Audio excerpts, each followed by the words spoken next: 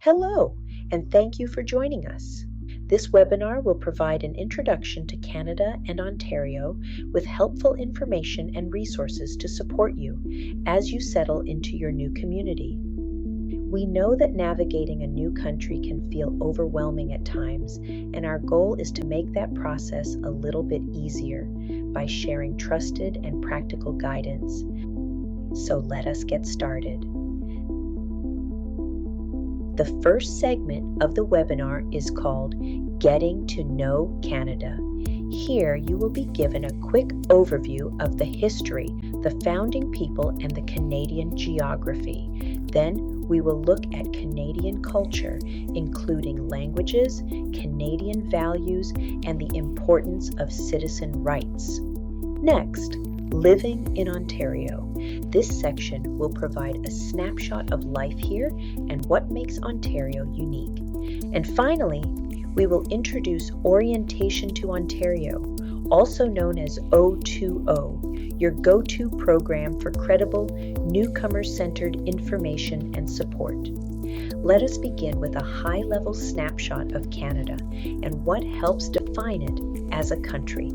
Canada is a large, diverse country with strong regional identities, but it shares national values centered on inclusion, rights, and community. Think of today's session as a map. Please understand that even though we will not be able to cover each and every detail, we will provide just about enough information of key Canadian landmarks to help you navigate with confidence. One of the best ways to understand Canada is to examine the country's geographical and political organization. As you look at the map, it helps to know that Canada is the second largest country in the world by land area. It is made up of 10 provinces and 3 territories, and each region has its own geography, communities, and strengths. All provinces, like Ontario, Quebec, British Columbia, and Alberta, to name just a few of the provinces, have their own elected governments, who are responsible for many day-to-day services that people rely on, including education and healthcare delivery. The territories. Yukon, Northwest Territories, and Nunavut cover much of Canada's north and include many Indigenous communities and cultures, with governance shaped by northern realities such as distance and climate. The key takeaway is that even though Canada is one country, newcomers to the country will find that services and experiences can vary by region, so it is very important to learn about the local system to help you settle with more confidence. With that overview in mind, let us take a step back and explore the historical roots that shaped Canada. So to understand Canada today, it helps to understand how Canada was shaped. This slide highlights 3 broad historical threads often taught in mainstream history: Indigenous peoples, French settlers, and British settlers. It is important to say clearly, Indigenous peoples are the original inhabitants of this land, and their presence and rights are not historical. They are living, ongoing, and central to Canada's identity today. Let us look more closely at Indigenous peoples in Canada and why this knowledge is essential to understanding the country. Indigenous peoples in Canada include First Nations, Inuit, and Métis. Their cultures, languages, and knowledge systems are foundational to this country. Canada is also continuing work toward truth and reconciliation, recognizing the lasting harms of colonization, including residential schools, and supporting actions that move toward justice, respect, and repair. You will often hear a land acknowledgement at public events. It is a way of showing respect for traditional territories and the people connected to them. With that context, I will now share a land acknowledgement aligned with Coste's practice. We acknowledge that we are on the traditional territories of many Indigenous nations, including the nations connected to the area known as Thacaranto. and we recognize treaty holders and the responsibilities that come with living and working on this land. This acknowledgement is not meant to be symbolic only. It is a reminder to keep learning, to listen, and to support reconciliation in practical ways in our communities and workplaces. 2. Help visualize Indigenous communities across the country. Here is a map that highlights linguistic and tribal distribution.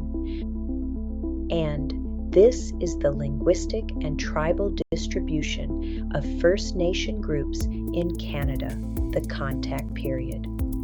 If you would like to learn more, you can pause the recording and scan the QR code for additional resources, including learning connected to truth and reconciliation. This is also a good time to point out the Truth and Reconciliation Commission of Canada's 94 calls to action.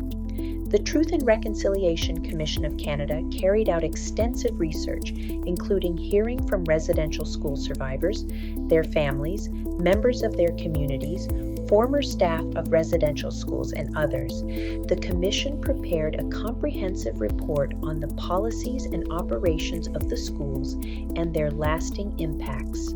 Everyone is encouraged to review the final report, which includes 10 principles of reconciliation and 94 calls to action that speak to all sectors of Canadian society. In the next few slides, we will shift our focus to present-day Canada and take a look at what life in Canada looks like today. Canada today is widely known as multicultural, diverse, and inclusive. The population is about 41 million, and more than 200 languages and dialects are spoken across the country. What that means in everyday life is you will find communities from all over the world, a wide range of cultural and faith traditions, and many ways to participate, while also learning the shared systems that help society function. Next, we will look at a practical topic that helps many newcomers navigate services more easily. It is the topic related to how the Canadian government works. In this section, we will provide a brief and practical overview of the Canadian government, because understanding who does what makes it easier to access services and advocate for your needs. Let us start with the structure of Canada's system and what those terms really mean. Canada is both a constitutional monarchy and parliamentary democracy. In simple terms, Canada has democratic elections and laws, and also a constitutional relationship to the Crown. The King is the head of state, and the Governor-General represents the King in Canada. Day-to-day decisions, however, are made through elected representatives and the parliamentary system. Building on that, let us examine how representation works in daily life, both at the federal, provincial, and municipal levels. In Canada, you are represented at 3 levels of government. Federally, you will hear about the Prime Minister and National Services. Provincially, in Ontario, you will hear about the Premier and services like healthcare and education. Municipally, your mayor and local council handles things like roads, parks, and city services. When you are looking for help, the key question is, which level is responsible? That one question saves a lot of time. Now that we have covered systems and structures, let us shift into everyday life and culture. In this section, we will cover topics related to Canadian culture. More specifically, what people often mean when they talk about Canadian norms. We will start with language, since it shapes communication, access to services, and community life. Canada's official languages are English and French. In Ontario, English is most common, and French services are available in many areas. French is most common in Quebec. It is also important to recognize Indigenous languages as part of Canada's linguistic heritage. And beyond that, Canada includes hundreds of additional languages spoken at home and in the community. If English or French is not your first language, you are not alone and language support exists. Along with language, landmarks, and shared public spaces, also help us all understand Canada's history and civic life. Ottawa is Canada's capital city, and it is one of the best places to learn about Canadian civic life and history. Parliament Hill is where the federal government meets, and it is at the heart of many national moments. Ottawa is also known for many major museums, the Rideau Canal, famous in winter, and festivals like Winterlude and Canada Day celebrations. These are not just tourist activities. They are ways people build a shared sense of community. Beyond landmarks, culture also shows up in the activities people gather around, such as arts, festivals, and sports. Across Canada, culture shows up through museums, galleries, sports, and festivals.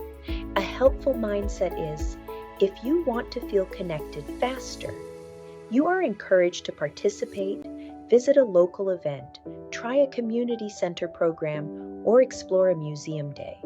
Belonging often starts with small, everyday routines. Culture is also shaped by shared expectations around fairness, safety, and dignity. So let us talk about the importance of the Canadian Charter of Rights and Freedoms.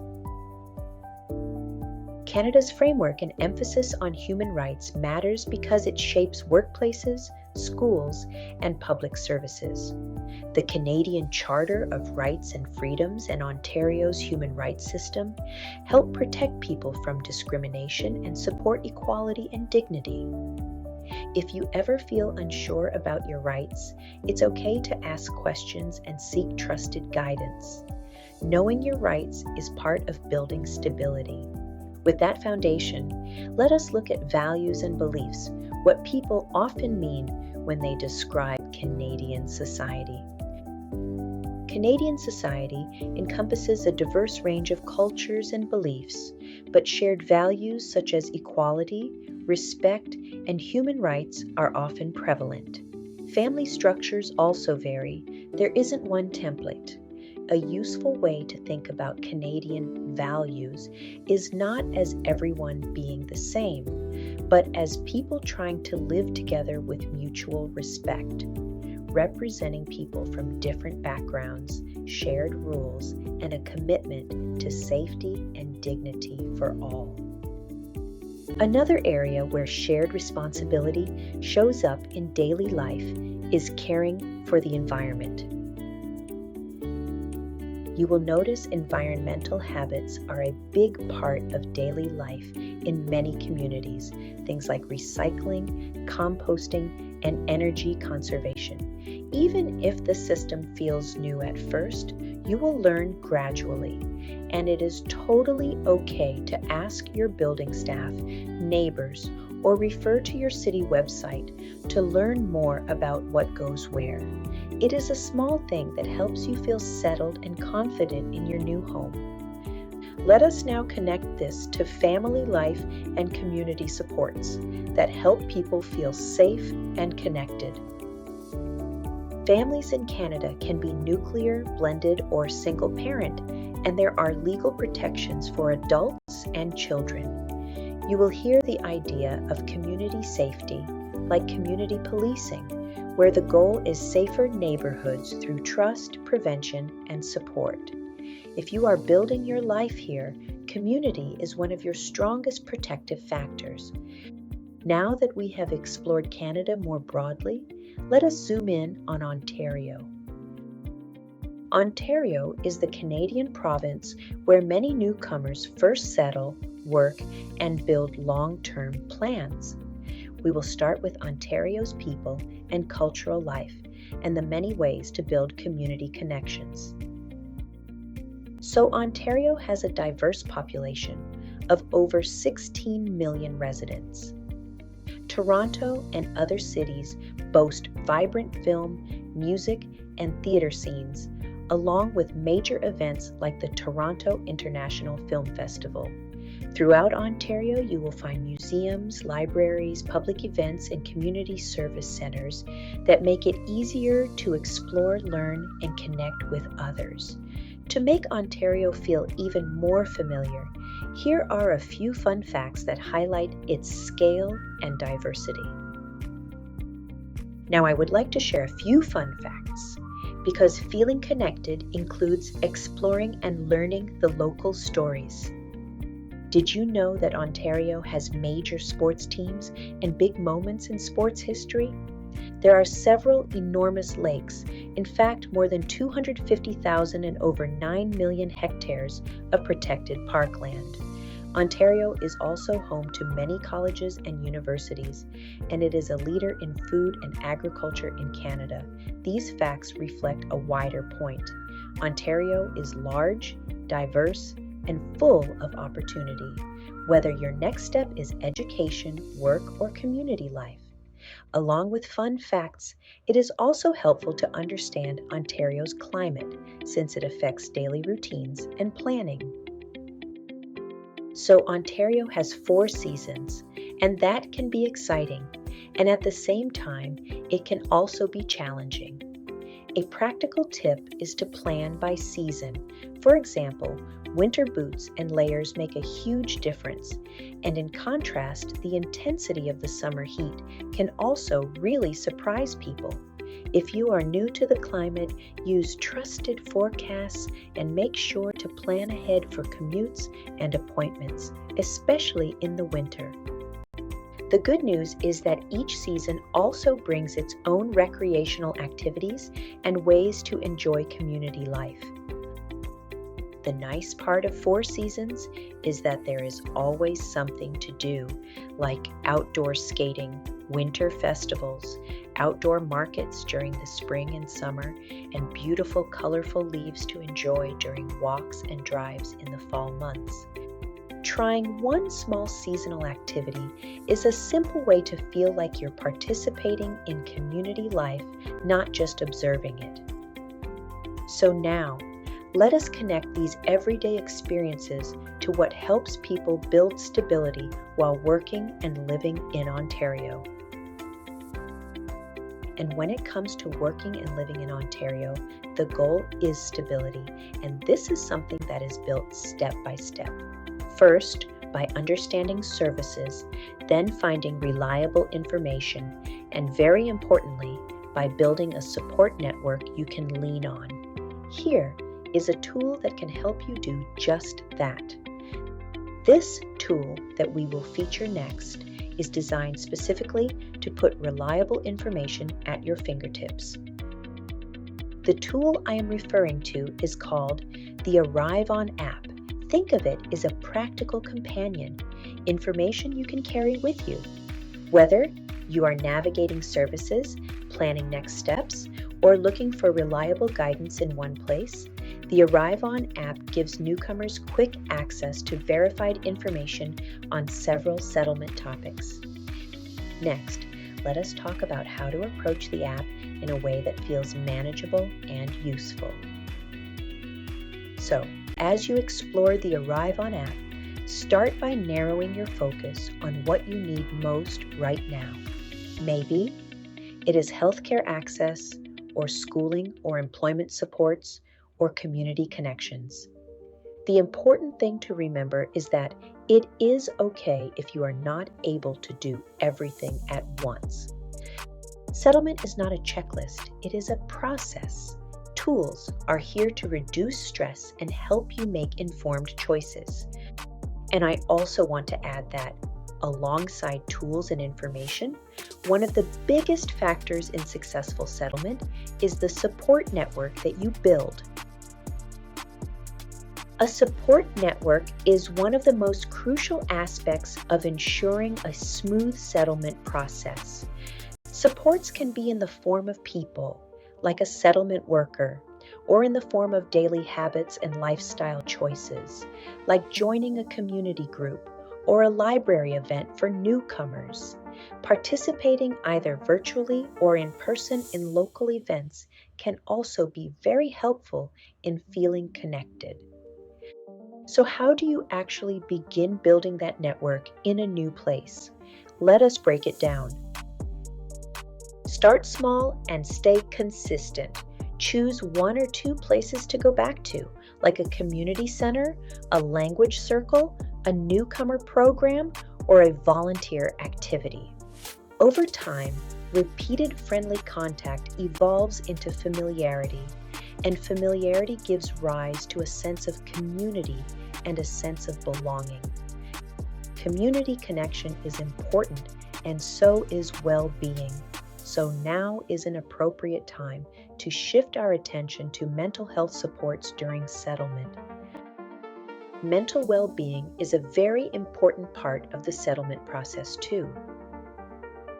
Many people experience stress, isolation, or the feeling of overwhelm during transition, especially while learning new systems, building routines, and being away from familiar supports. This is the reason why O2O offers mental health resources that are practical, culturally responsive, and easy to use. These include a mental health guide, fact sheets on common well-being topics, and webinars that share strategies you can apply right away. The goal of mental health resources is to acknowledge and normalize what you may be feeling, strengthen coping skills, and to hopefully point you to supports that are available for you when you need it. And most importantly, please remember that reaching out for help is a sign of strength, not weakness, and support is available to you in your settlement journey. With that in mind, let us look at the broader program that brings many of these resources together, Orientation to Ontario. I am very pleased to tell you a little bit about the Orientation to Ontario program, also called O2O. O2O is a bilingual program funded by Immigration, Refugees and Citizenship Canada and the Government of Ontario. Its purpose is to help newcomers settle in Ontario and make informed choices. O2O resources are accessed over 70,000 times annually by newcomers. COSTI coordinates this program across Ontario. COSTI is a community-based multicultural agency that serves over 51,000 clients annually across 17 locations in the GTA, which helps ensure O2O resources stay grounded in real newcomer needs. The most important message is this: you do not have to navigate alone. O2O exists to reduce confusion, point you to credible information, and connect you to services and supports, whether you prefer web content, tools, or guided resources. To help you take action right away, the next slide shares partner supports and resources with appropriate QR codes that you can explore after the webinar.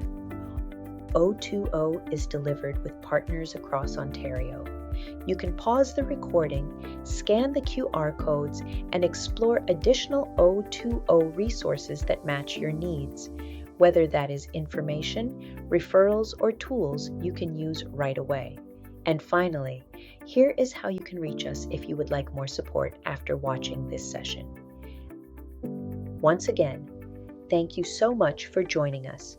If you would like any assistance or would like to learn more about both O2O and COSTI, we encourage you to visit our website, email the team, or call the number displayed on the screen. We wish you the very best in all your future endeavors and are very pleased to have you with us.